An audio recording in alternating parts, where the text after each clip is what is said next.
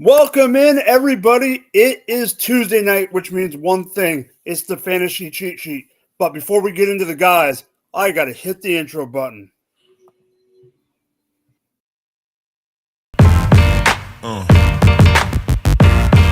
Yeah. Yeah.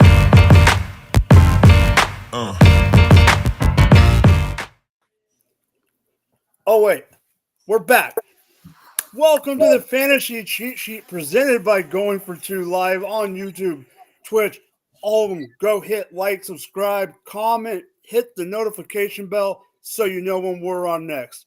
But let's get into the cast and crew because we got a lot to talk about tonight. There's some trades, there's some injuries, there's some fake and real, and everything else. So let's get straight into the intros. Jamie, what is up, my man? Yeah, I just want to address something real quick. I've been seeing it all over the internet. I see it every week. Stop blaming the players for injuries, man. It's not their fault. They're losing your matchups. It's not your fault. It's not the players' fault. Just move on, make some trades, work the wire, be better, man. Be better people. It's just a game. Jordan, what is up, my man? What is your mini rant of the afternoon? I think I'm gonna get a little bit more into that later, but it's just a couple of instances where we were kind of duped by reported injuries this week. So that was frustrating. But not gonna blame the players for that. I'm gonna blame the teams. Yep. Reggie, how was your afternoon and what is up, my dude? Afternoon's going great. Evening's going great. It's almost chow time. I'm excited for what we got in store today. It's week 7. So we're a little bit less than halfway through the season. You know if you're in it or you're not by now. Time to make moves. All right, I got a bone to pick real quick. Why did you remind me that the season's almost half over? I can't believe it's already going by this fast. But let's get into tonight. Before we get into Monday Night Football and trades and all that, we're just going to recap some of the major injuries that happened. So I'm just going to list who it is, what the injury was, and go from there. If anyone wants to chime in, let me know. But I am going off camera real quick, so let's do this. All right. So injury-wise, the big ones, here we go. Aiden Hutchinson is out for the year with a broken tibia. He's already had surgery on Sunday. Marvin Harrison Jr. went out of the game with a concussion. Chris Olave went out of the game with a concussion. Didn't do anything for my fantasy squad. No, I'm not blaming him, Jamie. I'm just saying he went out way too early. Travis Etienne had a hamstring injury in London. Dallas Goedert for the Eagles also had a hamstring injury. And Jamie's running back, Jerome Ford, also had a hamstring injury that hampered him in week 6. Anybody want to say anything about the injuries, or do we want to get in the meat and potatoes of the news? Just real quick on Hutchinson. He should be back next year. I believe it's an 8 to 10 month timeline, but they need to do something this year. Why not go after Max Crosby or Hassan Reddick? Those are two players that aren't happy where they're at. Let's see some kind of move. Well, Max Crosby hasn't said he was unhappy. I feel like we all assumed that the Raiders would just try to sell him, but he seems like he's committed to Oakland. But I do think he's somebody that Detroit should go after if he's available. I know he does. Crosby has said he wants to be there and all that, but when the team decides it's time to tank, they'll do it. Yeah, I think Reddick is the more realistic between the two. But if Crosby is available, don't get me wrong. Yeah, you go and try to get him. I just think Reddick is one of the more realistic, and I also think the closer the deadline gets, we might hear a couple other names of guys that might be out of the picture, or whatever the case may be. All right, so for the first trade of the evening that we want to talk about, we're going to go in reverse order of big to little in our opinion. Cam Akers is back to the Minnesota Vikings from the Houston Texans. Jamie, what does this mean for – just take it away. Well, like you said off camera, man, it's probably because that Aaron Jones injury is a little more serious than we thought. Fantasy value, I don't want anything to do with Cam Akers. I don't know about you guys. That's someone I'm not going to be going after. Yeah, I agree. He had his opportunities. He looked decent at times in Houston, but I mean, They picked him up. He's going to be the third running back. I guess Myles Gaskin wasn't cutting it for them in that role, so he's going to come. He was familiar with the team last year. That's what they're saying is the reason. It doesn't have anything to do with Aaron Jones as of now. It's more so having a familiar back in the system. So we'll see. But yeah, as far as fantasy value goes, he's a third string running back. So, whatever. Reggie, do you have anything you want to add? Not much. I think everything was said to be said for that situation. Yeah, I mean, I have him on one team that's very deep, so I'm not dropping him, but definitely not. Meh. I don't want to. Nope. All right, so we'll get into the two big trades, and then we'll jump right into Monday night. What happened last night? These are going to alter. These two trades are both altering the teams that played last night, so it ties in perfectly. First off, the Buffalo Bills got the wide receiver weapon they need. They trade to the Cleveland Browns. Jamie, me and you talked about those multiple times off camera. We knew Cooper was not going to be a Brown after the trade deadline, but I don't know about you, but I did not think it was going to be Buffalo. Here's the trade. The Bills received Cooper and a 25 6th for a 25 3rd and a 7th round pick in 2026. Jamie, this is your team that he got traded from, so I'm going to throw to you. I know you have heavy opinions on this. Go ahead. Yeah, I mean, you got to think the Browns are in teardown mode right now. They're not going to compete. They're like a 3-win team this year. Maybe they'll win 4, but I doubt that. So Cooper, I mean, he goes from the worst team in the league to now actually might be playing in the Super Bowl this year. So good for him. I think this helps everyone. It helps the Browns with the pick. It helps the Bills with their team. The Browns actually got the higher pick than they did when they spent to buy Cooper. So that's good news for the Browns, something to look forward to. But the Bills, they get a reliable, elite talent wide receiver. I mean, this to me allows them to have Coleman take a step back and let him develop a little bit more, learn from Cooper and Cooper's fantasy owners, man. I bet you're so happy because you can comfortably start him now as a wide receiver 2 in your league. I actually think he's going to be a consistent 15 to 20 range on a weekly basis. So good for you. Holding on to him. Jordan, what do you think about this overall? But I also want to ask you, on top of your normal opinion, what does this do for Khalil Shakir? So, I think the trade was good for Cooper. It just shows you, I guess, in last night's game kind of solidified it that they just needed another weapon. It makes you wonder how bad of a cancer Diggs was in the locker room for them to let him go or trade him, and then less than a year later bring in someone who does similar things in the timing and the route running and stuff like that. So, they had that in-house, got rid of it, then traded for it. So, I think it's going to be good for Josh Allen. That's what they're, obviously that's what they did it for him. He needed that.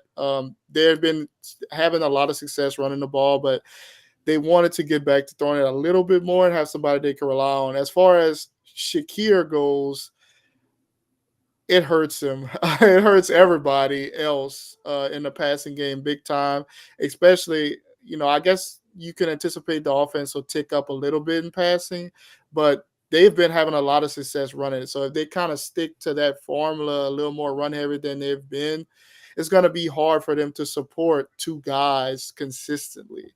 I think Cooper is going to be the number 1 guy, but that second guy, it may be Dalton Kincaid one week, and maybe Shakir another, maybe Keon Coleman the next. So it'll be hard to determine who that second guy will be consistently, but Amari Cooper is obviously the number 1 right now with a bullet. So, Reggie, besides your overall take on this trade, I'm giving you a question that I should have gave Jamie, but I didn't. Is there anyone on the Cleveland Browns wide receiver core that you want now that Cooper's gone? It would take a quarterback change. I am a little, and then I would get excited because Nick Chubb is coming back, so they'll have to, if he's back to his former self, which I hope, and he's an animal. I actually really hope he comes back, and that team can have him be the heartbeat of that team, the face of the franchise, and maybe there's a quarterback change coming. Yeah, I would like to see Judy with some Winston, some throw it up Chuck. What do you think about the trade overall?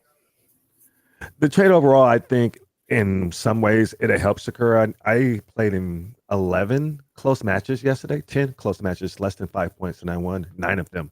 And I had Shakur on a couple of teams. And I think I late into the fourth quarter saw 2 points. And I kept looking up at the screen like, is he playing? Is he injured? And I'm like, oh, there you go. And I'm like, he's not a Batman. He's a Robin. He may need somebody to take coverage from. I seen Kenyon Coleman go up for a catch. He damn near made this catch on Javon Reed. Very good corner. At the last second, a skilled corner was able to pull that ball out. So he may be, it was an athletic catch. He damn near made it. With Cooper, maybe he won't be guarded by that corner, even though that was the Jets, and he would have been guarded by Sauce if Sauce had played. I can't remember off the top of my head, but yeah, he played, right? So that could help the team as a whole, because it'll look like they have the everybody eats mentality right now, but they need somebody else to make everything click. I think this is addition by addition. Addition by addition. Jamie, I'm going to throw it back to you really quick, just to you. I'm going to ask you about a wide receiver that you were on before. Does this do anything for Elijah Moore? I knew it. Not with or if Winston comes in, like Reggie said, yeah, I do want a piece of Elijah Moore. I would take a few others that we'll talk about later. But yeah, no, I don't want anything to do with any Browns players. Okay. I know how you were about Elijah Moore before, and I agreed with you. So I just wanted to know where you were now. This helps Njoku, though, right? Yeah, that's what I was going to say. If Winston what's Winston history with tight ends? Excuse me. Do anybody know? He doesn't really target tight ends, right? I think Njoku. The word is Winston. We need Winston. Volume. I don't know, but I'm ready for it. They got to be ready for something too. All right, so this is your cue, this is your cue, Rich. All right, so for the biggest trade of the day, Reggie just put it up. I woke up this morning on the West Coast to the news that Davante Adams traded to the Jets. So he went from one green team to the black and silver. Now he's on another green team, partly because of the quarterback. But he's a Jet. That's all that matters. Here are the parameters of the trade. It's a conditional third-round pick. The third-round pick, this is via NFL Network. The third-rounder can become a second-round pick if Adams becomes a first or second-team All-Pro this season, or if he's on the active roster should the Jets make the AFC Championship game. Well, it's not going to be a second. So it's not going to be the second, and I'm pretty confident in that. I know that's why Jamie's laughing. But you know where I'm going to go first on this one because I absolutely have to. Jordan, your team has had both Aaron Rodgers and Davante Adams. The other thing that I found funny today is during Aaron Rodgers' interview with Pat McAfee, it got interrupted, and when he panned the camera over, it happened to be Davante Adams right behind him. So, Jordan, take it away. You know, we kind of knew this was coming at some point when he asked out. Rodgers also hinted at it at some point when he tried to lie and say they were talking about playing golf together again or something like that. Yeah, exactly. But no, I think the Jets were desperate. They were desperate for some playmakers. Obviously, we saw. We'll talk a little bit more about it when we get to the game. But Mike Williams got thrown under the bus after the game by Rodgers. And so I don't believe personally that the receivers are the problem, but, the Jets felt like they are. So that's why they made this move. It helps. I think this is like what Reg was talking about with Shakir, I think bringing Devontae Adams in helps Garrett Wilson. It helps even Lazard slide into that third role as opposed to being that second guy on the team. Um, earlier in the season, Wilson struggled with the top corners. Everybody struggles with Surtain, so I'm not talking about him aside. But, Christian Gonzalez and L'Jarius Sneed, Adams will get those assignments and matchups now, and Wilson could go to work on the lesser guys. And I think that helps him. I think it helps Rodgers, obviously, a go-to guy that he really has a good rapport with. So, good trade overall for the Jets. It's not going to bring them to a Super Bowl. I don't think it's going to do all those things because they have so many other problems, the penalties, they're sloppy, offensive line issues sometimes. Like the coaching is better than it was, but that was only for one night. So a lot of issues that they need to pan out, but I think overall it was something that they wanted to make a splash. They have people excited now. Now they just got to go out there and play. I think it helps the offense, though, overall. Reggie, what do you think about this trade overall? I think that it should be good for Wilson. Somebody said, I wish I can give him credit for this, that Lazard and Wilson are top 12 wide receivers right now. Is that true? Is that possible? I guess it depends on format and PPR leagues. Before this week, Lazard was 27, I believe. Like I thought it was they were saying on the season. I was just like, no way is that real. But if that's so, the type of targets today, Lazard winning deep, consistently, they're able to do more and get more layups for Garrett Wilson. He won't have the volume. He won't be force-fed targets that are more than likely go to Devontae Adams will become the first read. But if I'm able to be more savvy and maybe get less and lengthen my season because I'm just not taking all this on myself. Let Devontae do that, and he can learn something from Devontae, and he can get some easier receptions, which he'll earn a yak to the fighting all game. So, Jamie, before you go, Garrett is after yesterday's game. Garrett is number 7 overall, and Alan Lazard is number 11 overall. Yeah. So, Jamie, what do you think about this deal? I think it's pretty funny. This is just going to be another reason for people to laugh at the Jets when they miss the playoffs. I mean, they got a really great team. Rodgers, Breece Hall, Garrett Wilson, now Devontae Adams. I mean, this team, it's good, but they're still a mess, man. As for the deal, getting they're going to have 2 years left of Adams for a 3rd-round pick. I think that's pretty good, but it's not going to fix those double-digit penalties they've been getting. So this is going to be the best offense in the NFL history on paper to not make the playoffs and play a playoff game.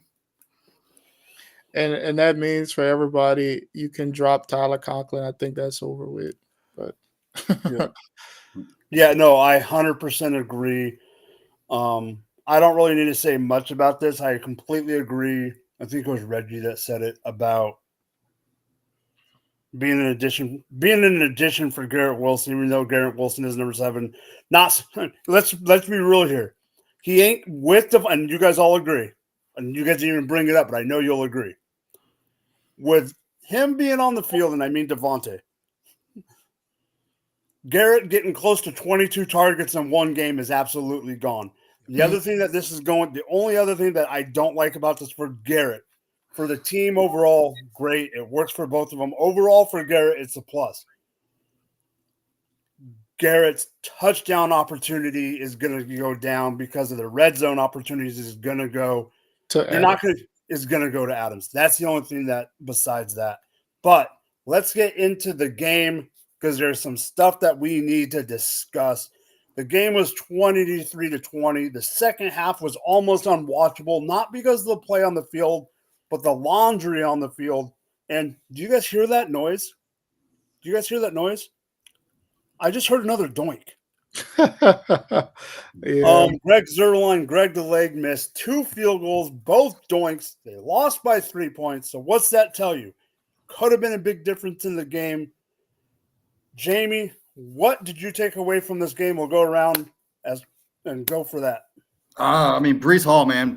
People were starting to get pissed that he wasn't doing anything this year. I called it yesterday's show that he's going to have a big game. He did have a big game. He could have had a touchdown. That would have been nice. But even with that, he had over 100 yards. He was involved in the passing game quite a bit. So I think Brees Hall owners are pretty happy now going forward. Also, I did like Allen hitting over 200 yards. I didn't think he was going to do it, honestly, versus the Jets defense, but he did, and he got 2 touchdowns on top of that. So, bravo. Jordan. Yeah, I agree with Jamie about the offense. You kind of knew it, switching coaches, new philosophies, getting that Hackett out of there. It was going to look better. They had more emphasis on the run game in the first drive compared to other games when they just started off throwing and was not effective. But for me, I think the takeaway was Ray Davis is pretty damn good. He looked really good last night, filling in for James Cook. Made some cuts, made some nice reads on some plays. And this offense, man, I've been saying it, which is why I was high on James Cook going into the year. Joe Brady wants to run the ball, and the Bills can actually run it. We didn't think about it as something that they would do because they have Superman at quarterback. But when they decide to do it, they're very effective, and it just opens everything up for everyone else. So Ray Davis, I thought they may take a step back with it and throw more, but he was effective on the ground, and I was impressed with him last night. Not only the ground, he had the most yards through the air. That was awesome for Davis. He had that one, yeah. That long catch, yeah. The long catch. Reggie, what did you give us something about the game, my man? I don't think the Jets have it figured out yet, and I think it's okay to. I don't think you can put someone else affected other than Tyler Conklin on the Jets is the rookie Allen. Yeah, I don't think he's going to be startable much weeks unless an injury to Brees Hall. 0.8 yesterday for me. 0.8. All right, so this is not my rant. Braylon Allen did not. Yeah, Braylon. This is not my rant of the week, but I do have a little qualm that I need to get out of the way. I figured I would just get it out of the way now. I could save it, but I don't want to keep going back to this game. Jordan was able to watch it 3 or 4 times become a thing for his team. And that is 5 seconds left in the second quarter. Freaking Aaron Rodgers doing Aaron Rodgers things. In my big home league, I was happy. Then I was really happy because the way the game was going. And then I just started pouting. Because here's the thing. 4 points. I lost by 4. A 3-point bonus for a catch over 50 yards, and the mofo had Alan Lazard on his team. So, catches a 52-yard catch, gets the bonus, and beats me. If it wasn't for that, because we know that he would have the yards and the bonus put him over the top. He could have had yards in the second half, but we knew that you wasn't catching a 52-yard catch if it wasn't for that damn bomb. If it wasn't for that, and let's be real, they wouldn't have been in the game. I mean, it was 23-20. They wouldn't have been in the game if it wasn't for the long bomb. But come on. The other takeaway besides that just being a BS loss, I agree with you, Jamie, about Brees. 100%. But is anyone getting worried? And I know we're all dynasty players here too. So I'm going to bring it up. And I know the position is a freaking jargon of a mess, like a freaking five car pile up at the freaking interstate and freaking up by San Francisco, Reggie. It's like a 5-car pile up at the position. You know where I'm talking about. It's like Golden Gate Bridge trying to freaking traffic. But is anyone worried about Dalton Kincaid? Because he ain't getting the run that we thought he would. And we don't know if it's going to help with Cooper or hurt with Cooper. I've been worried about him. And it's just when I saw – so when Josh Allen rolled out and threw the ball to a big white guy in the end zone that had 80. I thought it was him, but no, it was Dawson Knox. So even when things like that happen, it's not always guaranteed that it's going to be him. They try, you can tell that to start off games, they try to get him involved, little screens, quick stuff like that, but that's not helping us fantasy managers, though, man. They need to do a little bit more down the field with them, but I don't know if that's going to come. So I am very worried about him. I am worried as well. All right, so before we get into real or fake, go around real quick. Everyone gets one or two teams they want to throw out. I'm just going to put this up here. By the way, reiterate, Jordan brought it up that Mike Williams of the Jets got thrown under the bus. And now it's coming out that he's probably going to be traded because there's not enough room on their team. So the question from Charlene is, where do we think Mike Will is going? Because we know it's happening soon. Jamie, give us one or two teams that you think it could go to. I mean, does it really matter? He's not going to really help his fantasy value, and he's not really going to get much of a return for the actual team. Oh, no, he's not going to get much of a return. But, I mean, I don't see anywhere where he can go that'll actually help the actual team. So, nowhere? I'm just going to pass it to the Chargers, maybe? I don't know. Damn you. Well, they just got rid of him, so I don't think that's going to happen. Take him to the Broncos. Hey, a jump ball threat for the Lions could help. I don't think they do it, but and I'm always gonna say the Chiefs for a receiver just because Rashid's out for the year. But I would like to see him go somewhere where he has a chance to make some plays because he's still a good red zone target and it's still a good deep threat at his size. But there is one team that needs a receiver, the Vegas Raiders. Pick that one right out of my mouth. The Raiders I can see the Patriots kicking the tires. I had one other team I was thinking about, but I would love to. What is his stat line on the season through 6 games? It's horrible, but right. He's a body though, Yeah. Right. So I got two, and one of them deals with not a team of someone on this set, but a locale of somebody on this set. Don't say it. Yes, I am going to say it, but that's not the other. I am going to say it because if Rashid Shaheed is injured, like they supposedly think so, and if they can stay in the hunt in the NFC South, because we know the NFC South is the NFC South, I wouldn't rule it out to bring him in. They don't have a big receiver. You could use him as a jump ball guy too. Not saying it's going to happen, but here's another one, and I just thought of this on the cuff.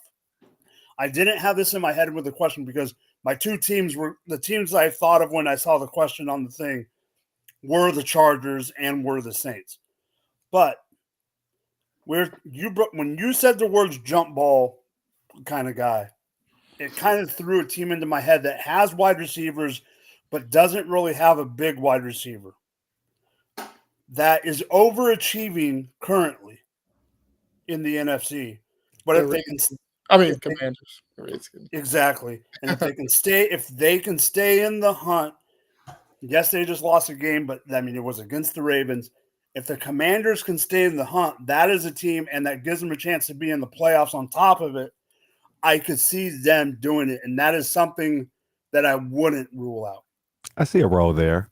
I could see a role there. Not the Steelers, right? Steelers need a body. Yeah.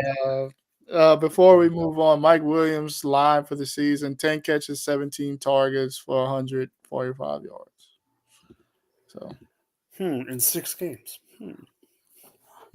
All right. So let me make sure that I'm setting this up correctly. All right. And I am actually. Okay. And it is time for real or fake. And Jamie, let me go get my mayonnaise and put it in my coffee while you talk about this. Yeah, get your banana ready.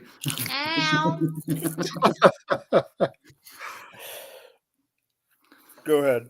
Okay, so this is my real player. It's Will Levis. Will Levis is real. He's real bad.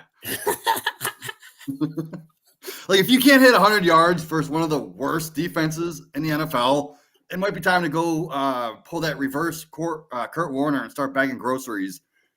He only got 95 yards on 27 attempts. Come on now. He did get a touchdown, but he also had an interception. So far in the year, he has 5 touchdowns, 7 interceptions. That's not what you want. That's not good. People were drafting him, quarterback 21 to 24-ish during our drafts. And that's why I have 0 shares on my team. Like, the rest of the season, I actually put him at QB 31 rest of the season, which is actually where he's at right now for total points for quarterbacks. Can't trust him. Can't start him. But unfortunately, some people actually have to start him in the Superflex. And you guys might be wondering, there's only one quarterback that I have after Will Levis. Any guesses? I'll give you a hint. Deshaun Watson. Yep. Dude has more lawsuits than touchdowns since he's been in Cleveland. Okay, real quick, I have to bring this up because I just saw this something. I know it's off topic, but now that Amari Cooper is off the team, the only player with multiple touchdowns on the Browns is the backup safety who returned the blocked kick on Sunday. Oh, that's bad. All right, Jordan, you were giggling on the bottom. We were all giggling on the bottom because we knew Jamie was going to come up with some crazy crud, like always, and we loved it. I knew it was going to happen.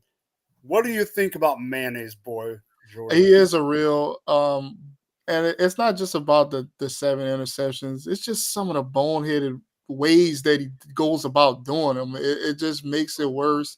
And honestly, Jamie talked about people who are kind of high on him. I was one of those people who thought that he showed promise at the end of last year and looked like we could have something from this Titan passing game. I don't know what happened. I thought, an athletic guy, we moved on from Tannehill. He was throwing it down the field. It looked like we were trending in the right direction. Didn't work out that way. I think they might need to turn to Mason Rudolph at this point. I know it's kind of hard to do so with a young guy like Levis, but I don't know. He needs to take a step back because he's just all over the place. He's making horrible mistakes. And, yeah, I don't see it changing anytime soon. Reggie, I saw that look on your face, and I know we'll get to the backup quarterback a little bit later, but what do you think about his overall performance and how poopy he's been? Well, I'm going to eat a lot of crow. I got a lot of shares. Probably my second most owned quarterback, and I was on the buy-in train, thinking that he can be serviceable as at least a QB2 in some early spots and startups this year. I was drafting him as early as the 5th round. Like, I'm going to have a lot to answer to. I can't really say much because I have something in the notes for later. That's but fine. When we get towards the end of this season, I'm going to pull out all the receipts I have and show just how much that I was wrong about this one. A lot of those leagues, though, I got Sam Darnold late, so I'm staying afloat. It isn't affecting me as much as you think grabbing him early this year. Nice. That's knowing what you went through. That's not a bad thing. Knowing how much you invested in Levis, knowing you're able to get Darnold, it's not that you're not struggling that much. And all right, so Chris Godwin was the cover boy of the night, but the other wide receiver, and I want to bring this up because Jamie, on Sunday morning show, I can't remember the name, but I am mad that I couldn't remember the name. But there was a name that you said you were starting over Mike Evans this week. Do you remember who that was? Because I don't. Who was it? Yeah, it was Michael Wilson. All right, so you have Mike Evans down as your fake, and you told me you were going to start Mike Wilson over Mike Evans. Yeah. So I don't know where you're going with this one, so go ahead. Okay, so Mike Evans, this is a player I could have used as a real or a fake. You would think since the Bucs put up over 50 points that Mike Evans had over 100 yards, multiple touchdowns, but no, not this week. The performance this week was real, but going forward, this is not what I'm expecting from him. It's a fake performance because you're still going to get good weeks from Evans. We knew he was going up against Lattimore. That's why I had nothing to do with him this week. And I sat him for a guy like Michael Wilson. We know Lattimore always gets the best of Evans. Evans haven't had a great game since 2018 against Lattimore. And this was their 12th round facing each other. So if this was a boxing match, Lattimore's getting the unanimous decision win.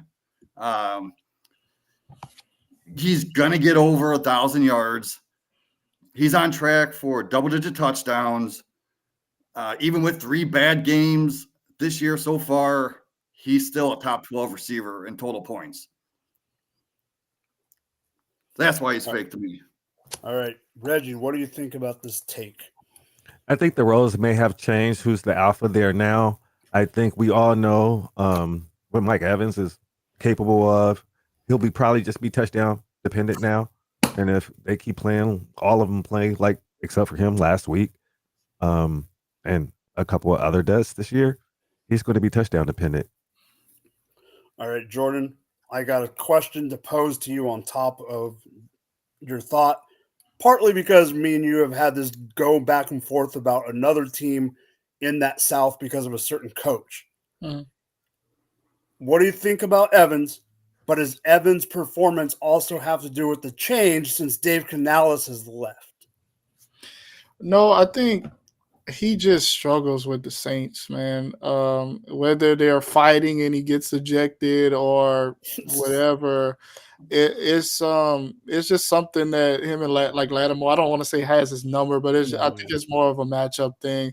For the first few games of the season, Godwin would have yards, but Evans had yards and touchdowns. So I think they kind of go back and forth. I think right now, depending on the matchups, they've been able to get Godwin in the creases, and he's been able to exploit defense. But I think eventually it'll come back to Mike Evans because it always typically does. The big guy with the sure hands in the red zone. I don't think he'll be touchdown dependent. Mike Evans is guaranteed going to get you 1,000 yards. He's done it every year. I don't see this being any different. It's just going to look a little different the way he gets there. But he'll still have close to double-digit touchdowns as well. So, I think the performance was real, like Jamie said, just because of who he played against. But I think it's fake because he's still like a top 15 receiver to me. Understood. All right, so now it's times for Jordan's real and fake. And it's not very often that we get to talk about a wide receiver from the New England Patriots. But Jordan, I actually agree. So go ahead. Yeah, I wanted to try and do somebody that I didn't just want to toot my own horn about. So I found Demario Douglas. I do think he's a real. Now we have that influx of liveliness with Drake May. We got rid of the legend Jacoby Brissett. He's back on the bench for now. May came in, showed some pop in his arm, showed some ability that I didn't expect to see in that first game so quickly against a decent defense. So he did that. 3 out of the last 4 games, and obviously Brissett was included in that. Douglas has 9 targets. He had 9 targets, 6 catches, 92 yards, and a touchdown. This past week, May is looking to throw it a little bit more down the field, which is what we all like. They've said in the offseason, the Patriots coaching staff, Douglas is like their most talented, skilled player. They want to get him the ball in a variety of different ways. And now they actually have a quarterback who can do that. So I'm going to ride the attention that he's getting, going to ride the usage until they show me anything else. All right. What is up, Kyle? How's it going tonight? Reggie, what do you think about Demario Pop Douglas. I remember we were talking about projections, and I was saying that I expected the leading receiver to have this for the Patriots, and how I didn't want no part of this offense. Where that has changed now, and I think this Demario Douglas, this Jalen Polk, this Drake May is also going to help Ramondre Stevenson. Everybody is not going to be able to sit within the hash and play this team because Jacoby Brissett can't throw outside the hash past 15 yards. That's a very limited, tunneled way to play offense and very easy to defend, which when you know the whole league knows what you can't do. So I'm looking forward to seeing this team gel together. They gave Ramondre Stevenson a large contract, and they're all relatively young to grow together. So let's see some good football moving forward.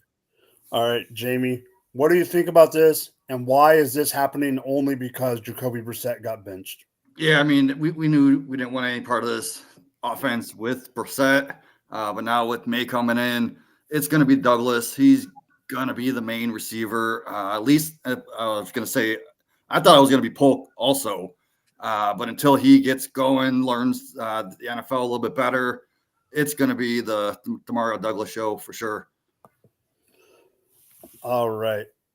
So, I got to get the scout's name that worked with Jaden Reed, Andre Yoshiva. That same scout worked with Demario Douglas too.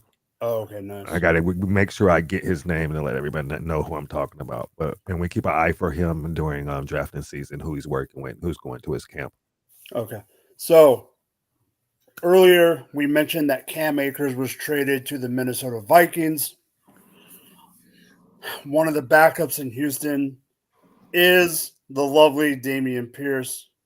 Jordan, why is he fake?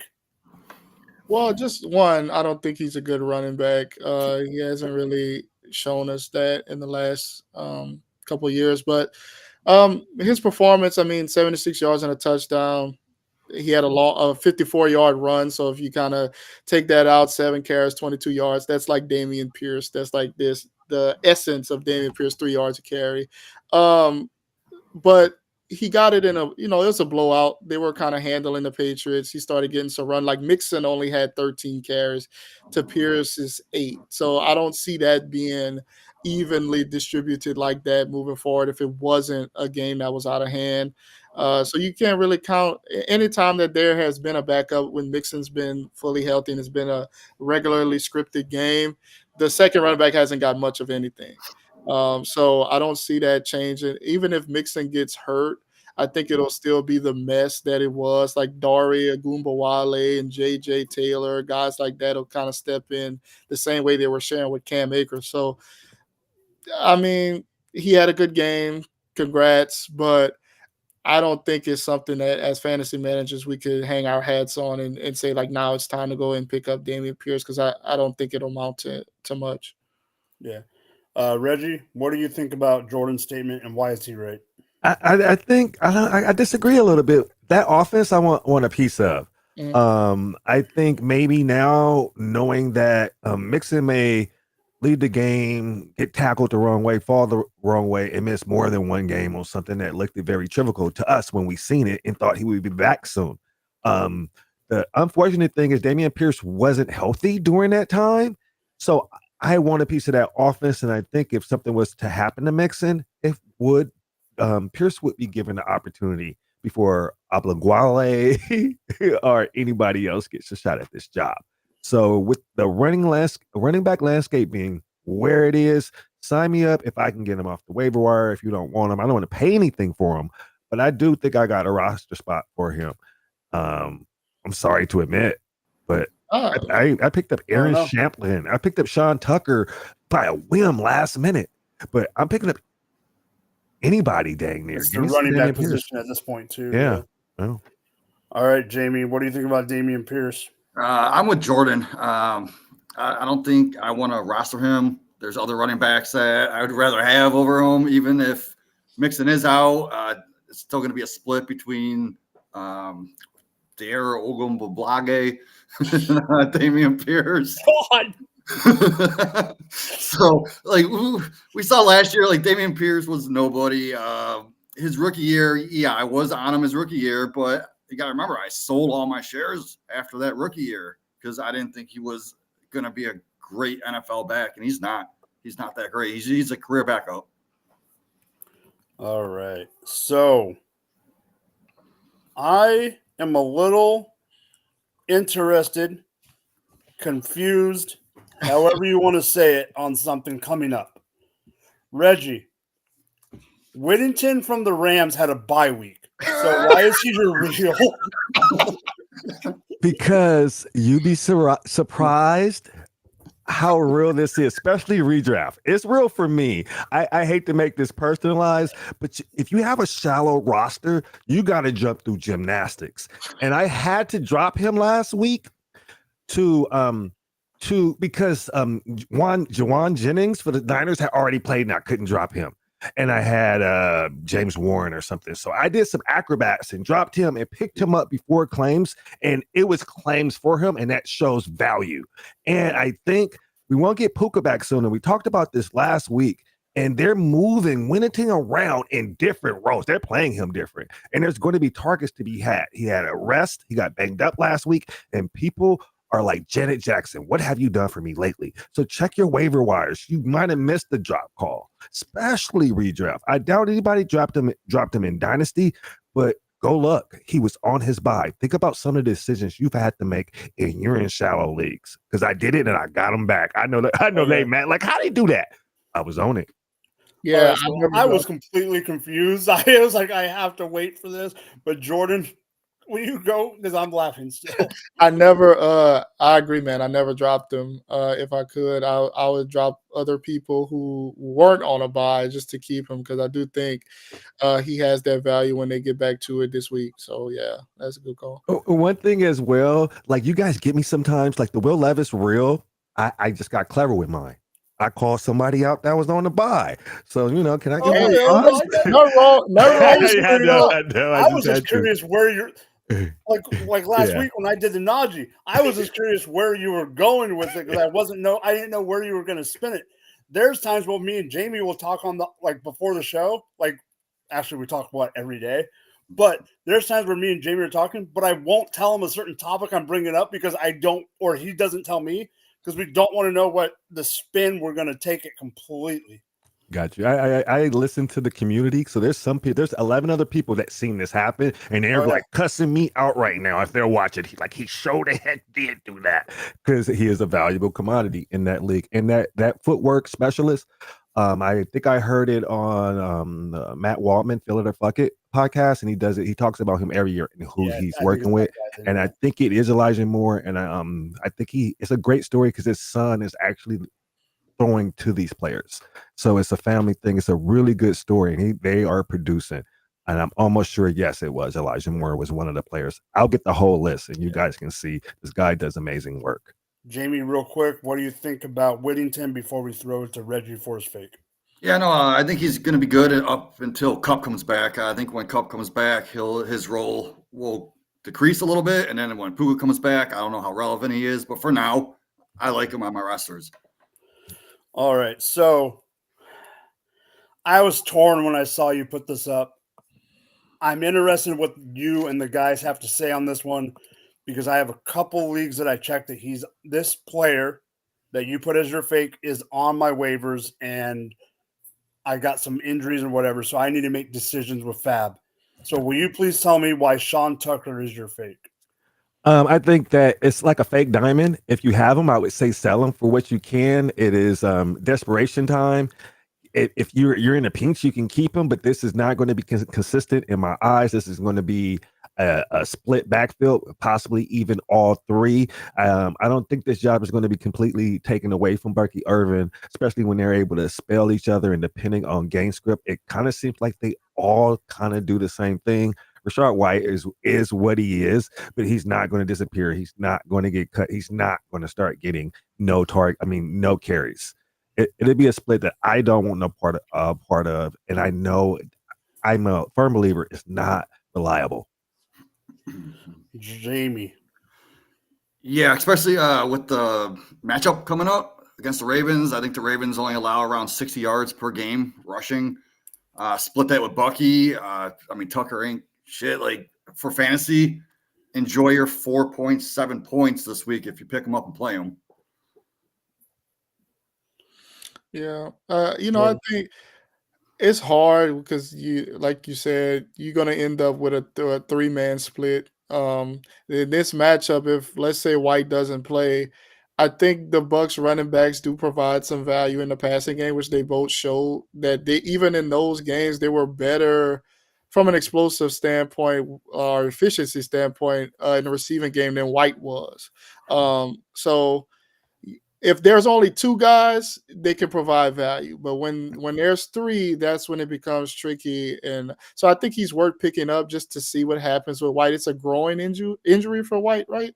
So I think, those things kind of linger, could have a setback, whatever. So it's possible that he can be serviceable this week. Kamani Vidal or Tucker around the horn? Easy. Right. Vidal, yeah. No, for sure. We'll get into that later. Again? Yeah. Okay, so for my real, I want to make sure that I'm actually following my own damn show sheet. Yes, I am right. So hold on real quick.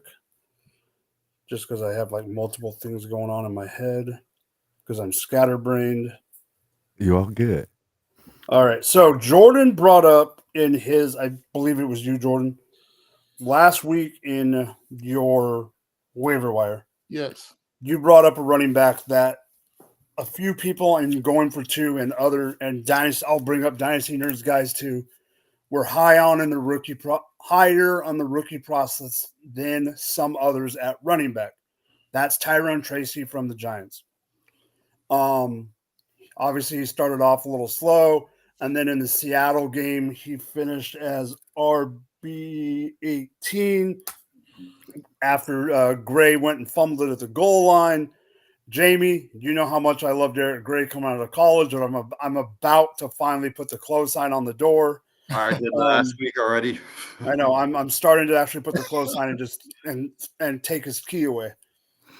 Then this week against the Cincinnati Bengals on Monday night, Tyrone Tracy finished as RB8, 17 carries, 50 yards, 1 touchdown, 6 catches on 6 targets for 57 yards. If the pass catching opportunities keep coming for Tracy, I think this is a good thing. I think he's going to be serviceable. Obviously, he's not going to finish as the top 10 back all the time, and I'm not saying that. But here's why I'm saying he's a real. I think he is going to eat into Singletary's load even more than we thought. And I think this is going to be more of a split than people assumed before Singletary's injury. So I am in on Tracy for now. I'm lower on Singletary than I was, and I'm more in on Tracy for the future of this franchise. I'll throw it to, let's go Reggie and Jordan on this one. Reggie, take it away. The amount of pop and spice that Tyrone Tracy can bring to the table, this offense is alive. It has multiple options now. I even seen Theo Johnson out there getting, shout out to the Johnsons, I'm a Johnson, getting some cardio in. There is Slayton. They're going to get Malik Neighbors back. He has to be, hopefully, I think this week we'll get some Neighbors back and we get to see this offense, what it can do with all pieces. Even if Singletary comes back, they can get Motor. I think his nickname is Motor. Motor going, and Tracy can have some production. You can drop Earl Grey. Oh, no. Eric All right, Gray. Jordan, will you talk about Mr. Yeah, you brought him up last week. So yeah, and when I brought him up last week, I was kind of hesitant because I thought Singletary was trending towards possibly playing. He didn't, obviously, but I think you can't just put him back to the bench now. It has to be a timeshare. And now I want to see what this offense looks like with all the weapons. And I know Neighbors coming back, but I know what Jamie's going to want to say when he gets an opportunity, that this means Daniel Jones is going to live up to his bold prediction. But I know he's waiting. But he was not getting an opportunity until you brought it up. We already know. I don't need to say it. Everyone knows. You don't need to say it.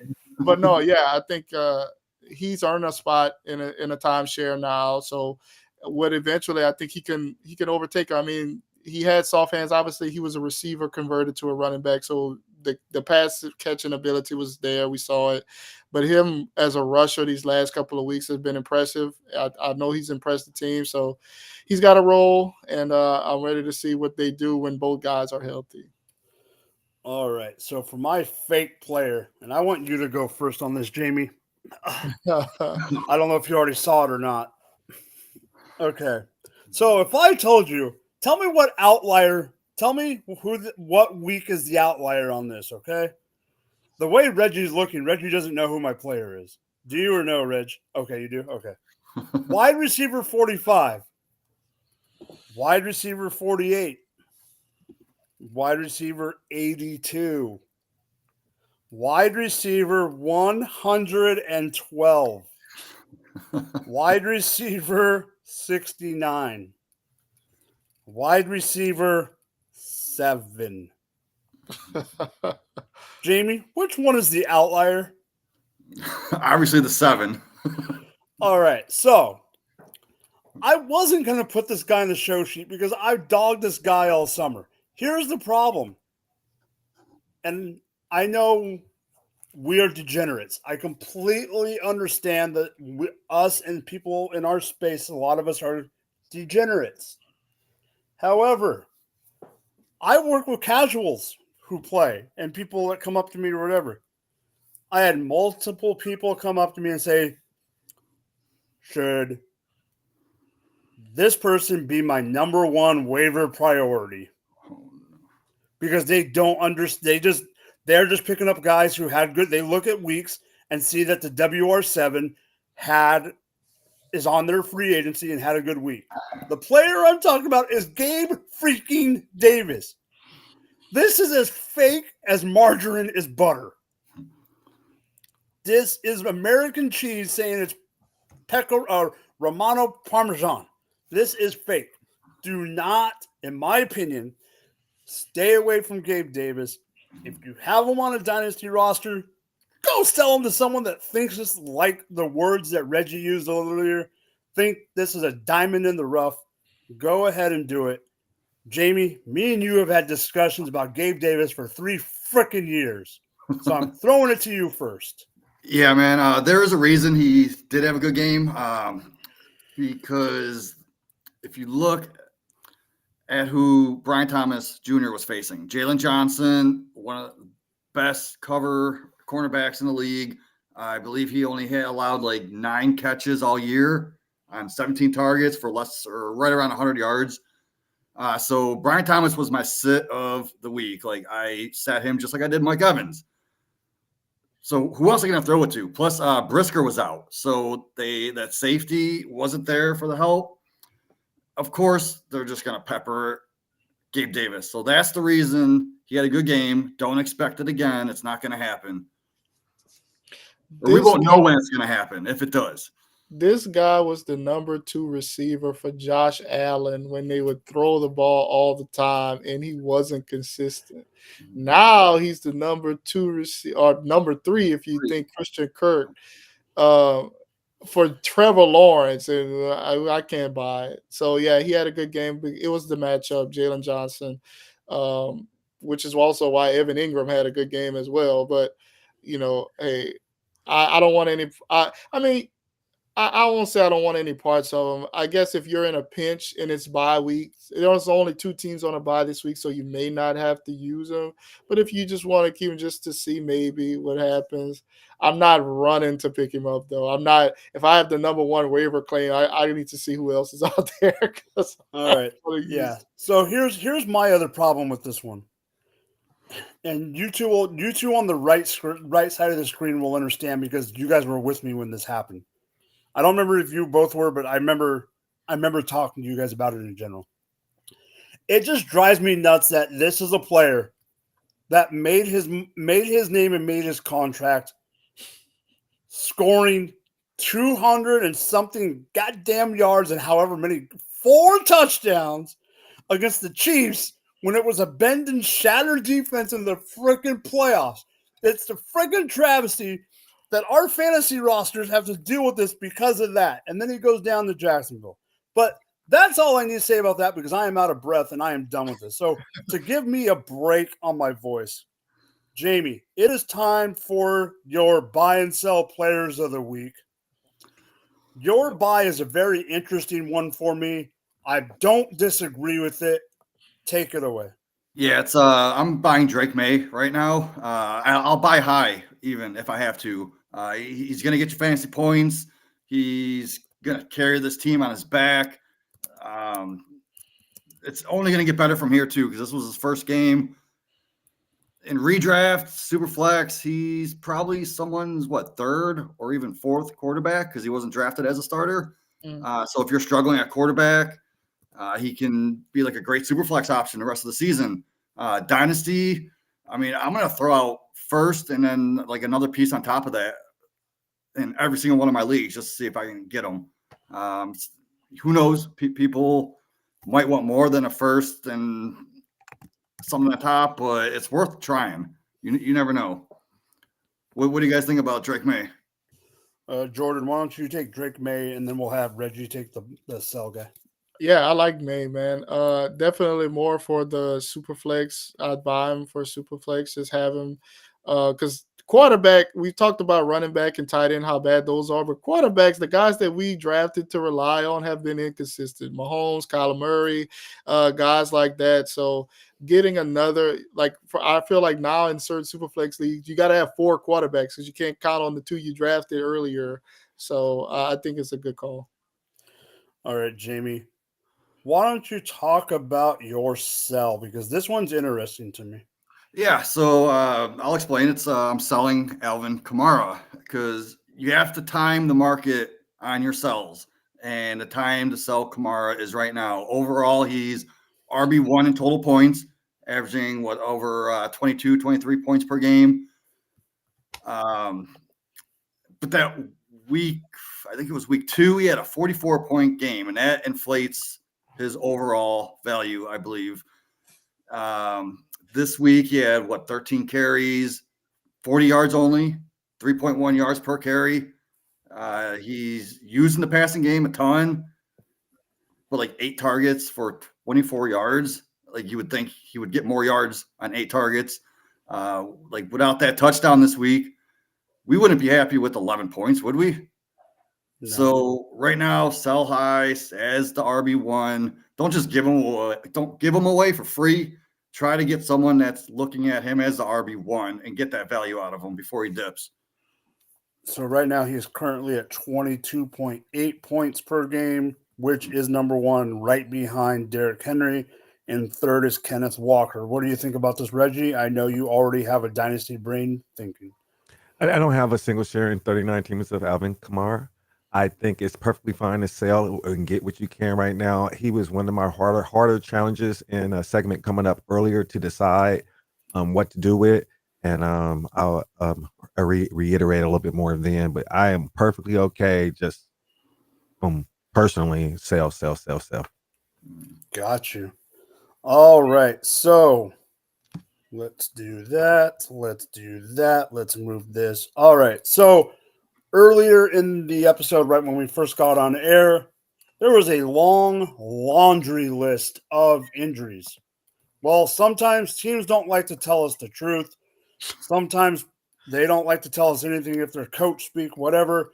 And then sometimes you find out on Monday at 4 o'clock when you have a fab league, so you can't just go pick people up, that one of your flex spots, yes, I'm talking to you, Jordan's man, James Cook, is out and you are SOL and you got to take a 0. So, Jordan, I'm assuming this is why you're not James, but just this topic. So, why is your topic focusing on practice reports? Well, I just think regardless of what the team says, regardless of what the player says, we got to make sure that we're kind of like James Cook didn't practice on Thursday and Friday, and then he got a limited in on Saturday, which kind of leads you to believe that even if he would have suited up, he wouldn't have done anything on the field. So in a couple of leagues, I picked up Ray Davis where he was available in redraft leagues just to have him, even in the fab leagues. Like I picked him up Hey, Kyle is saying, he told people to pick up Cook. Yeah, but like that, following that advice, just when you see guys who either don't practice for 2 days in a row, like having a 1 day off on a Wednesday for a veteran is typical. So there's no red flags on that. But exactly, if you have someone playing either Sunday night or Monday, make sure that you have a backup option available. I know for some leagues it's hard to pick up because you got the fab and you got to wait and stuff like that. But if a guy misses practices consecutive days, or if they practice 1 day and then don't the next, and they've had like a setback, that's something to keep an eye out for as well. Michael Pittman is the rare exception because he was supposed to possibly go on IR, and then he ended up playing and played most of the snaps. So that's rare. But overall, I think, just taking a look at those things and kind of being mindful of guys who are out or miss practice for a couple of days, just make sure you got backup options ready so you don't be SOL. Jamie, what do you think about this topic while I bring up I'm bringing up Kyle's comment about it right now.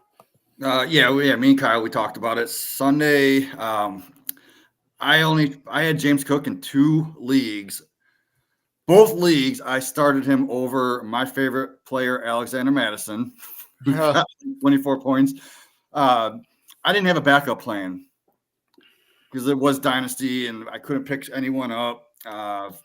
Luckily, one league I crushed, didn't need him. The other league I won or I lost so bad it wouldn't even have mattered. But yeah, you have to have that backup plan. Yeah, absolutely. So what I want to say about it real quick is I agree. It's just you want to have a backup plan. Monday night's the worst one to not have. It's the hardest one to try to figure out. But yeah, if you can have a backup plan, if you're in a league like some of the ones we're in where you're super deep and you don't want to drop other players, it gets a little tricky. But I completely get it. I will say I know it wouldn't have helped us on the Monday night because in the leagues I'm in that are using it, you got to do the player prior or whatever. But if you have a risky thing, but you want to have a backup plan and your league does utilize the new sleeper tool for auto sub, try to do, make sure you have a player in for that if it will work for you. Reggie, it's time for what, my man? It's time for week 7. Underdog over-unders brought to you by GoingFor2. All the way with the background from Vegas. We going gambling, baby. Let's get it. We got picks for you for tonight, this week's week 7 Thursday night game. And here they go. We got them dialed up right now, and we have Bo Nix for over 187.5 yards passing.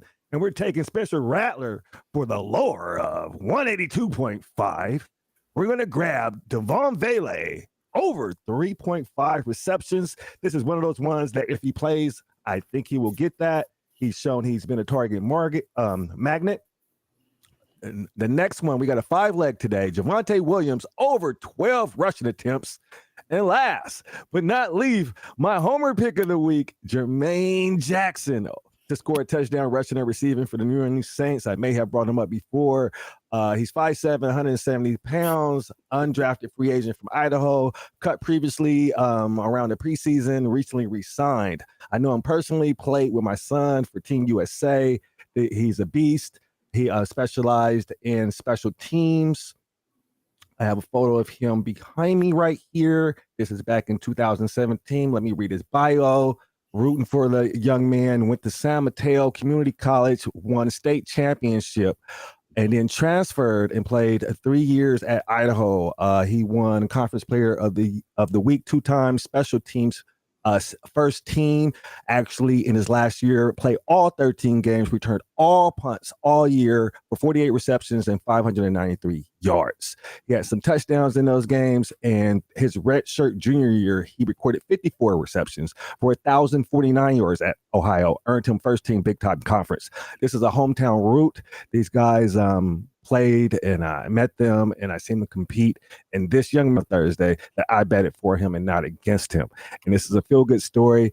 And it's near and dear to my heart because I coached Pop Warner for 5 years and I follow scouts. The scout before, I'm going to look up Cy Johnson. Thank you, Cal. And I'll confirm if this is the scout. I used to follow JT Thomas, was in the front office and I think a scout for the Colts. He was an OG and I believe he is no longer with us. But I follow the work and I follow the players and go Saints this week. All right. So I'm going to throw it over. I'm just going to throw it over real quick to somebody. Jordan. What do you think?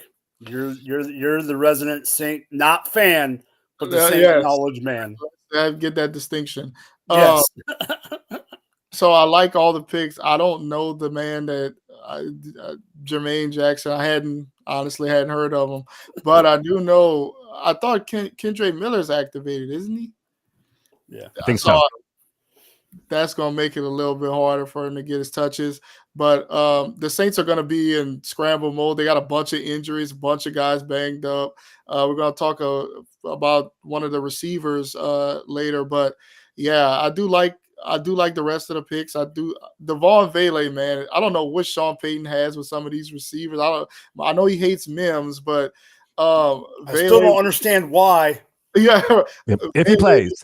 And you guys that's betting for Underdog, we'll give you guys our code when we do the live read. But there's a thing called flex. So to win, I only had to hit 40 bets. So that's in context too. I took the flex on this one because I knew for sure the last one could be a long shot. So you guys play smart. I like it. All right. Jamie, do you have anything you want to bring up? Because I know you like some of the players that are in his play. I don't know who Jermaine Jackson is. I thought it was Michael's brother. But no, I like the other ones though, man. Like, because even if Surtain's out, like that defense is awesome. So I don't see Rattler throwing over on yards. So I like it. All right, so I want to set that up, and then we're going to set this up. And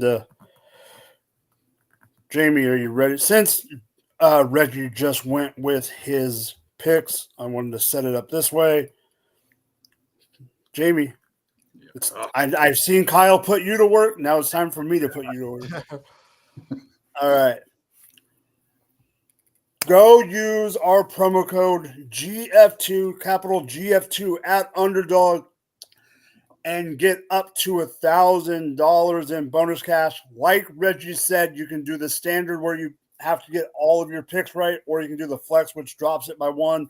The money goes down a little bit, but you have the insurance to get the big or the little payout. Also, I know they're also doing best ball still with the redemption stuff. Other than that, every freaking major sport they have out there has pick'ems. I even saw that they had pick'ems for WSL, which is the World Surfing League. They got League of Legends. They got pretty much everything. You got football and everything. Go ahead, get that and win. I made a little bit of money the other day on a $5 bet. Jamie saw it. I ended up making about $95 in profit on that $5. I think it was about that, Jamie? I thought so, yeah. All right, so it is time for the rant of the week, and I'm just going to get straight into it because people irritate me. And I was going to do my rant on Allen Lazard because of the catch. But I'm pivoting. I've been irritated all week because of it. Not because my buddy's more irritated because he's a fan of a certain team. But I'm going to rant about a certain team. They are a team that gets a lot of publicity sometimes, and I understand that. But I think it's time that on this show I rant about this team and certain players being horrible people for our fantasy rosters, and some of them hurt my soul. So here we go. Dallas Cowboys, get your head out of your arse and do something. You can't even score 10 god dang points on your freaking owner's birthday. And you want to know what's funny? You want to know how conceited this man is? They had a happy birthday Jerry sign outside of his building on Sunday, and I know that because my buddy was at the game. So you're conceited enough to let your team put a Jerry Jones happy birthday sign outside of your building when the fans walk in, and then your team puts up a dud, the worst loss of a team since 1988 before Michael Irvin and all the triplets were there. Mike McCarthy might be part of the problem. Rico Dowdle goes and freaking stinks it up every week right now. He's having one good week here. Every single time I think he's going to have a good week, and then I start him in SFB because of bye weeks, and he poops the bed. Okay? CD Lamb hasn't really done – I mean, he's still CD Lamb because he's where is he right now? I have him this week. CD Lamb had 7 catches for 89 yards, so like 16.1 fantasy points. After that, it was Tolbert. He had 8-point fantasy points. Dak freaking Prescott. Are you freaking kidding me? I had his numbers, but they disappeared on me. What were they for this week? 170-something yards and 2 interceptions. Okay. 170-something yards, 2 interceptions. Every single time he's throwing, he looks like he saw the boogeyman. Okay? He looks like he's at a freaking haunted house Halloween thing. But here's the thing. Is he part of the problem? Yes. Should they have paid him all that money? No. One of my friends that's a Cowboys fan is like, they should make him pay half the money back. Okay? And obviously, that's not going to happen. But I'm going to sit up a little bit more because I need to look dead in this eye of this freaking computer because you guys know what happens when I start looking at the computer. Mike McCarthy might be part of the problem. Dak Prescott is part of the problem. Is the defense part of the problem with the injuries? Yes. Does Diggs overrated? Yes. But guess who the main culprit is? Jerry Jones. Jerry Jones, get out of your goddamn way and let someone else do the team justice. You are not going to be successful if you don't get out of your own way. You are turning into Al Davis, where you are inept and should not be the GM, and your team needs you to get out of the way for them to be successful. For me to be ranting this long about the Cowboys and me actually backing up the rest of your team because you are inept is an abomination of itself. So Jerry Jones, please do all of his fantasy owners a favor and get out of your way and bring in a new head coach, but bring in a head coach that you will let take over the team. Even though we know you won't, please do so, sir. Jamie, why am I right? You said it all, man. I have nothing to add to it. You were perfect. Jerry Jones, he's ass. Dak, he shouldn't have got paid all that money. I think you hit on everything. You're right, 100%. Jordan. Yeah, same.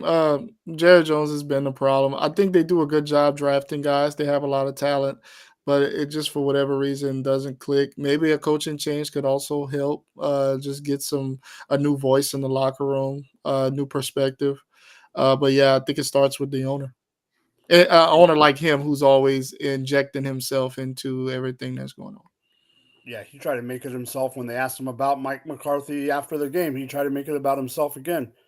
Reggie, quick thought about Jerry.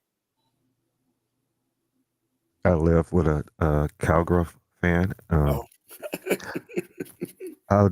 Jerry Jones is the new Al Davis. I've been saying that at work, and everyone's like, "You're actually right." No, when a Cowboy fan would look at me like, "Oh no, you're respectfully." Yeah, like no, yeah. But like a coworker of mine who's a Cowboys fan went, "Oh, you have a point." Like I'm like, he's got to get out of his own way, and I am afraid that there's only one way he's gonna get. That's like he's got to get out of his own way, otherwise we're not gonna. Stephen Jones needs to take over the team from his dad, like how Steinbrenner took the team over from George. That's what needs to happen, but it won't happen. That's worked out so well for the Raiders. I'm not. But it's the first step. They looked a little bit at first, but overall. All right. So that was the main piece of the show. We are running a little long, but guess what? It is waiver wire night, which means you need our advice for waiver wires. Some leagues do tomorrow. I'm in a few like that, but the majority are tonight.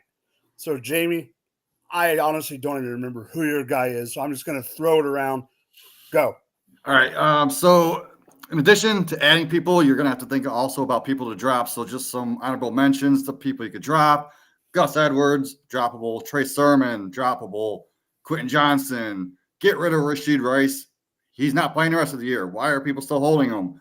Isaiah Likely. Possible drops could be Calvin Ridley. He had 8 targets, 0 catches. Wicks is dealing with an injury, and he's the 4th receiver on his team when everyone's healthy. Mike Gesicki. Yeah, Gesicki, another one. But I'm adding Kamani Vidal. I mean, like I said, Gus Edwards is going to be out for at least 3 weeks. Vidal on his first ever catch, he had a long touchdown run. So that was awesome. He needs to work on his efficiency a little bit, but it was his first game. It is the Dobbins show there. But is Dobbins going to get over 20 carries every game? Probably not. So they could even it out a little bit. He only had 4 rushes. I believe he had, 11 yards. So not very good, but those 2 catches for 48 yards and a touchdown, that was awesome. He's involved in the passing game. He's only 11% owned, so he's out there in almost all your leagues. I'm willing to put, depending on how bad you need a running back, maybe 5 to 15%. But that's it. Yep. Yeah. I do think, his efficiency was bad, but they were playing against the Broncos, good defense. I mean, Dobbins only averaged 3.8 yards a carry, so it's not like he was blowing it out the park as well. And I think on a team like this, the backup provides a lot of value. He's only going to work himself in. They're going to work him into it a little bit more, so he can provide standalone value. And then, if Dobbins gets hurt, which wouldn't be a shock to anyone, he could provide massive value. So, yeah, I like that one. I love it. I just had to think about how many redrafts I'm in that he's on the waiver wire. You said that, but I'm only in a couple, and he's probably out there. Thanks. I got to go check. For me, we talked a little bit about it earlier with the Cam Akers trade, but I'm picking up Ty Chandler. I picked him up a little bit last week, even though he was on bye. But this trade kind of may signify Aaron Jones's injury is more severe than we thought. I know they initially labeled him week to week. They had a bye, so it's possible he can play. But kind of like I said last week with Tracy, you just pick him up just in case, and then who knows? I'm not saying he's going to be Tyrone Tracy and the effectiveness that he had, but you give yourself a chance by doing it. So good offense, good role. Go ahead out and scoop him up. Yeah, I like that. I have Chandler already on a bunch of teams. I was drafting Chandler because I thought he would have standalone value. He's been decent. There's one league that I'm in. He's on the waivers. I'm looking at him, and I don't know how much fab I should put on it. At first, I put 7%, and I'm like, no, I really need him. Aaron Jones is on my IR, so I'm going to put probably 15% maybe on him, $150. It's $1,000 league. Yeah, not bad. Not bad at all. Okay, so Reggie, before you go, there was a question at the beginning of the show that I wanted to pull back up. I think this is just saying either or on this one. Mm-hmm. Pollard or Devonta Smith flex spot in full PPR. Jamie, let's just go around the horn, and after Reggie, start your take. I'm going to say Smith just because I haven't looked at the matchups, and I like Smith better. Yeah, Pollard's playing against the Bills, and Devontae Smith's playing against the Giants. Oh, geez. Both good matchups. Yeah. I'd lean Smith, though. Reggie. I think I would probably lean Pollard because it's probably the only thing smoking in there in Tennessee. That's true. You know what? I lean Pollard too. Tajay Spears is probably not going to play. Mhm. And so, yeah, I go with Pollard. I think I would just for that simple fact. Yeah. All right, Rich, who is your My pick is trying to right my wrongs as always. Looks like that's a lot of this year. It's only the writings on the wall. Mr. Mayonnaise will not be a starting NFL quarterback for much longer. Some of the stuff I was willing to give him a pass, the stupid plays, the pick sixes in his end zone, throwing, all that stuff in the beginning of the year, I was willing to give him a pass. And at this point, there's no more passes. We all out of bubble gum. Let's say that. So go get Mason Rudolph if he's on waivers. He's the next man up in Tennessee. It cannot possibly be worse than that. Towards the end of last year in Pittsburgh, Mason was serviceable and was able to move the offense in Pittsburgh. So if he's out there, go get him. Deeper leagues, rosters, check in. Try to get Keaton Mitchell. If he's out there in trade, I'm getting him thrown in and tossed in leagues. I have Derrick Henry because Justin Hill, if you remember before Henry got there, Keaton Mitchell was the man. Is he healthy? We don't know, but you can get him for cheap possibly right now. A tool I did yesterday or Sunday night, I went in all my leagues, well, all the ones that's winning records, and I set my lineups all the way to week 14. Do that. That is a good tool. You get to see your redundancies. You get to see where you're strong at, and you really get to evaluate your chances of not only making the playoffs, possibly getting a bye. It's a good exercise that I'm going to do here on and out. I got a half a league to do it. Jamie, then Jordan, real quick. Any thoughts on Mason Rudolph? Yeah, if I had to rank him as a starter, I'd probably put him outside the top 32. I don't like him. I mean, the one game he did play, he played like half snaps. He got, 17 attempts, 85 yards. I don't think that's much better than Mr. Will Levis. All right. Is it the coordinator? Is it the coach? Like, what is it? Because, like I said, he showed promise last year. So I don't know how you regress so bad with a new coach who was supposed to be like, good for him. I think it's a bad hire. I don't know.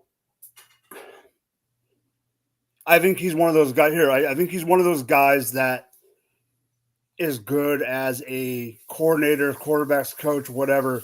But with everything else that you have to do as a head coach, I don't think he's in the right position to help out Levis. Decision making is poor. Levis look like he's on Shaq and the Fool.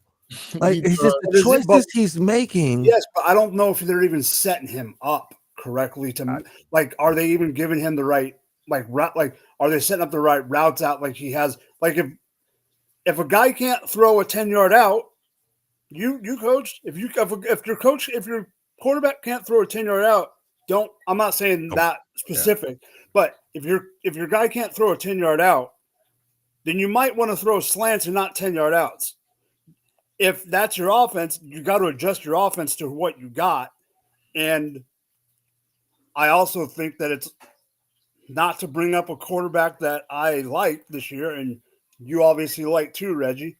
But is he seeing ghosts in the sense of is he just messed up and where he just needs it, not like a new start, but is there something that needs a reset? We saw it with Justin Fields. We saw it with other QBs. Sam Darnold's gotten 2 resets. Like, there's certain quarterbacks that need a reset, and we don't know if that's the case.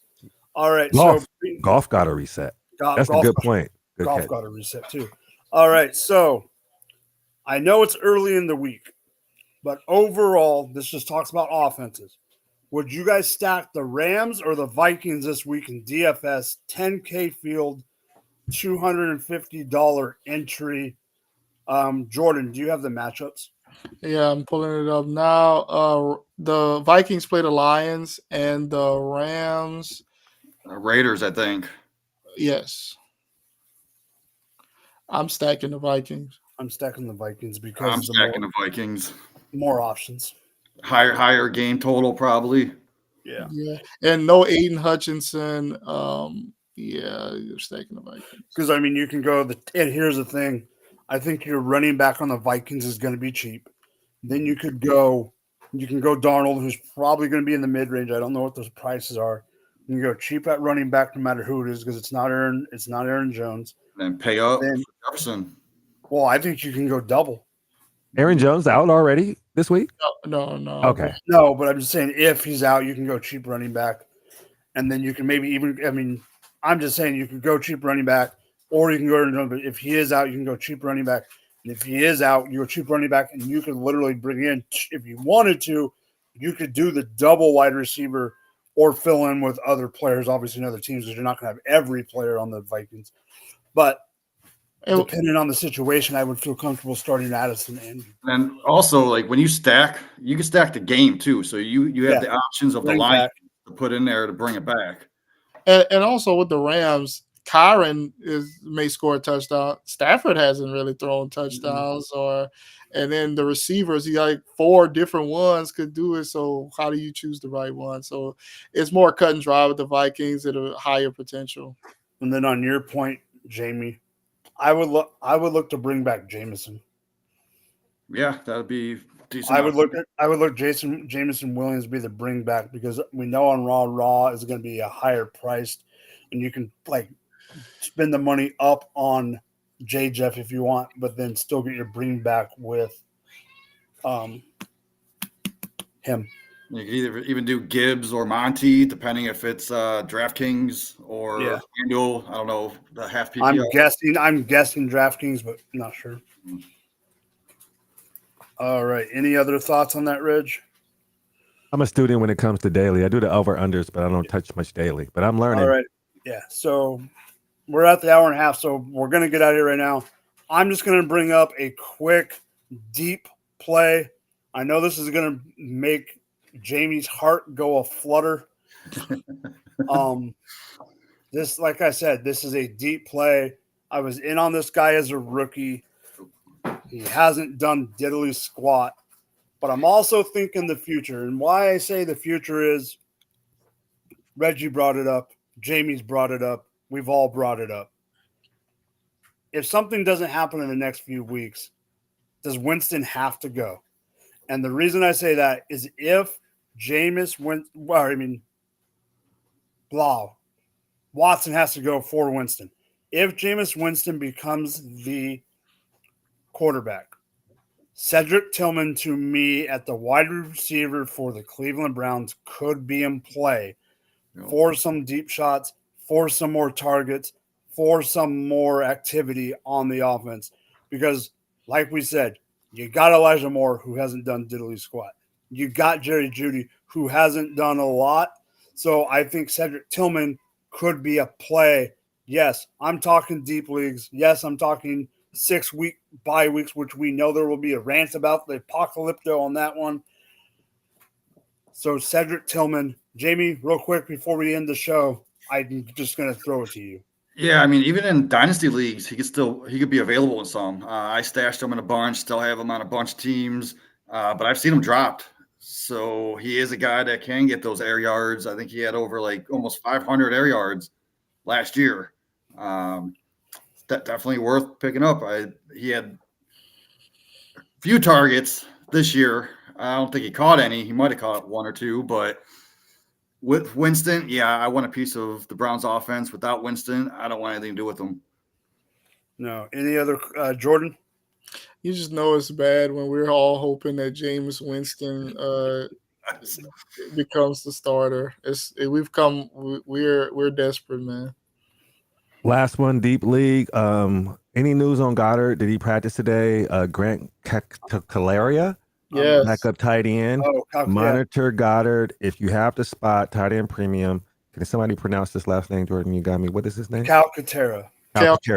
Yeah. I thought about Bub Memes with Rashid, Shaheed, and Olave out, but they're playing against the Broncos. I don't even know if Shahid's out? Well, they both missed practice yesterday and today. Cool. But even with them, I don't want anything to do with Memes. He's just a roster clogger. Unless you're in Dynasty, he's barely a taxi squad guy. I'm talking about for the week, man. I'm not talking about family. Yeah, come on, Jamie. All right, so we had a great show. We're just going to throw it around. real quick. Take it away, Reg. I got to stop being a guest consuming what you guys are saying. You guys say something like, he out. I'm waking up earlier. It's always a good time. You can find me here next week with the fellas on the cheat sheet. Same thing. Looking forward to some football this weekend.